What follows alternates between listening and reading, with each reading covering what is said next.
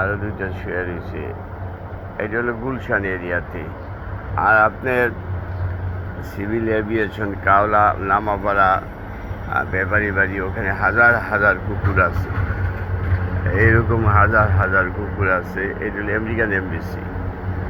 আর বাংলাদেশের অপরাধ বাংলাদেশের পরিবেশ অধিদপ্তররা, আমি আগে অ্যাপ্লিকেশন করেছিলাম, বাংলাদেশ পরিবেশ অধিদপ্তরের কারণে নদীর জল খোলা, রাস্তা এলোমেলো, কুকুরে ভর্তি, এবং গাছগাছা, জলাশয়, এই শব্দ দূষণ ভয়াবহ।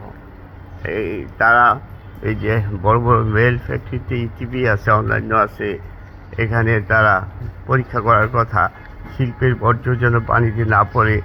তারা করে কিনা টাকা খাইয়া ওই বর্জ্য পরে ঠিকমতো একটু চালায়, তারা আসার আগে বন্ধ করে দেয়। এই যে অবস্থা বাংলাদেশ। সরকারের উচিত, জনগণের উচিত, দেশবাসীর উচিত এই পরিবেশ অধিদপ্তরের বিরুদ্ধে সোচ্চার হওয়া।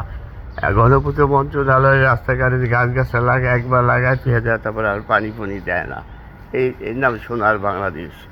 আপনারা এগিয়ে আসুন, জনগণ এগিয়ে আসুন। আমি সিভিল এভিয়েশন থেকে একটা ভিডিও করে ছাড়ছিলাম, ওখানকার থেকে যে হাইকোর্ট থেকে রায় দিছে আপনার পরিবেশ অধিদপ্তরের জন্য বেওয়ারিশ কুকুর নিধন করা নিষেধ। কিন্তু দেখতেছি বেওয়ারিশ কুকুরের তো অনেক বাচ্চা কাচ্চা হচ্ছে, ভরে গেছে বেওয়ারিশ কুকুর হাজার হাজার। তাই এই বেওয়ারিশ কুকুরগুলোকে আমি কুরিয়াতে রপ্তানি করতে চাই। আপনারা জানান।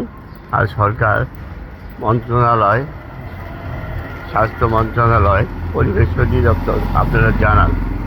তারা তো কাজ করে না পরিবেশ অধিদপ্তরে। তার অভিষেক কুমার বাড়ি, গাড়ি, বিল্ডিং, সয় সম্পত্তি, তাদের অভাব নাই। জনগণ ভাবুন, চিন্তা করুন। থ্যাংক ইউ, ধন্যবাদ।